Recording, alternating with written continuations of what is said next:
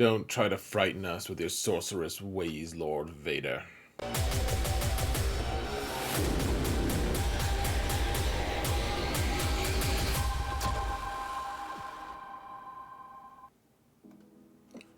Hello everyone, and welcome to another episode of Zareth Prevails.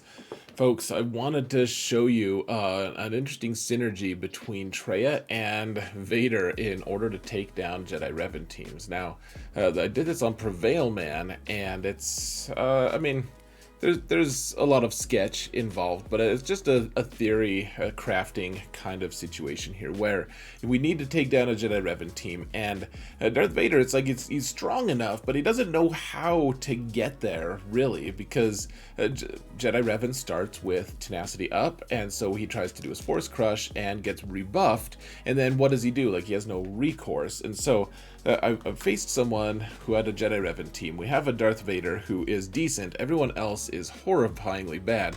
And I'll show you guys how it all works. Let's jump over to the video in question here. We're not going to spend a huge amount of time on all of this, hopefully. Whoa, we're in the game. Madness. Here we are, guys. Here we are. So you can see the team that we're facing up top. I mean, it's not super high relic, but keep in mind this is a 3 million account. And look at the gear levels on mine. So my Darth Vader is, I believe, relic 1, maybe relic 2, but everyone else, we have gear 11 on Palpatine, gear 11 on Traya, and then Piet is gear 8, Watt is gear 8, so everyone else here is terrible. Their gear is way better, and the idea here, though, folks, so first off, we're taking Traya as lead because there's a lot of assisting that's going on with this Revan team, and furthermore, we also have the idea that this isn't even in a kit, but for forever people understood that when Jedi Revan came out, he was hard coded to target Darth Traya immediately.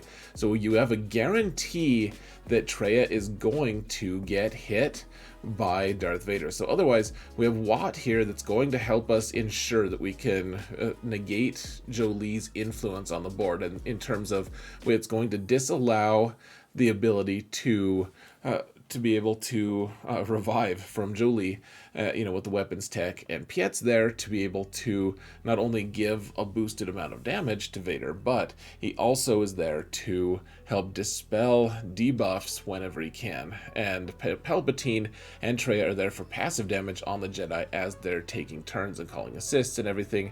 And this is all, pretty cool stuff. Like, Jedi Revan is such a hard counter, a lot of times people will say, to Darth Vader, just because he starts with tenacity up, and then Yoda, Grandmaster Yoda, it makes him pretty quick.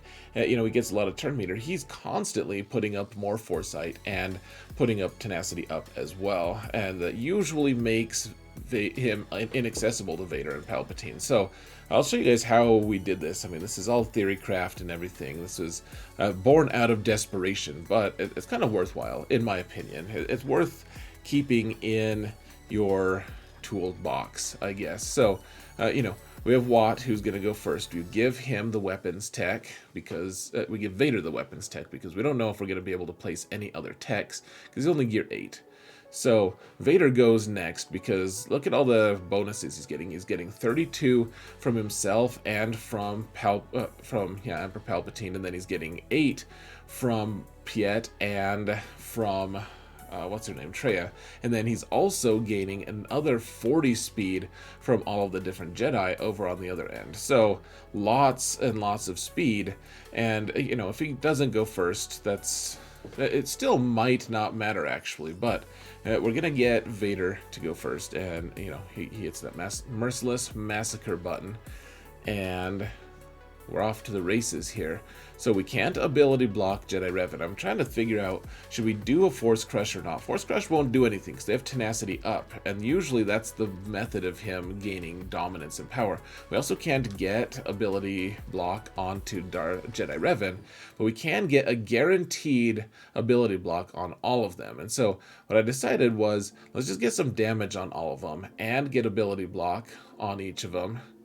And maybe there's this gear 10 Hoda that we just killed once. I thought we triggered Savior at least. We hit him, and he regained all of his health and protection. And so I'm like, ooh, could we maybe just one shot? This is a high relic Grandmaster Yoda, though. Well, I mean, Relic 5. This is low relic on Vader. Barely did any damage, unfortunately.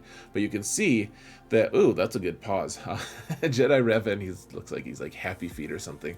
But he marks Traya, predictably. We don't need a tank because Treya's here to take the brunt of the damage. You can also see they're all doing damage to themselves because they're all being called to assist, and Treya's lead helps perpetuate that. So they're all taking turns, and Vader's taking a bunch of turns as well. So Treya's gone. That's fine. Her leadership remains. She already took the big hit, and now we're just going to try to take down Grandmaster Yoda here. And we didn't apparently kill him, so that's frustrating. And I'm trying to figure out what to do with Piet, because his days are numbered as well. We need to take out that Yoda as quick as we can. There's Foresight up, and if we can kill Yoda with Vader, then Vader is going to disallow revives. So Piet calls the assist, and then of course Vader goes in and finishes the job, because that's what Vader does when Piet is around.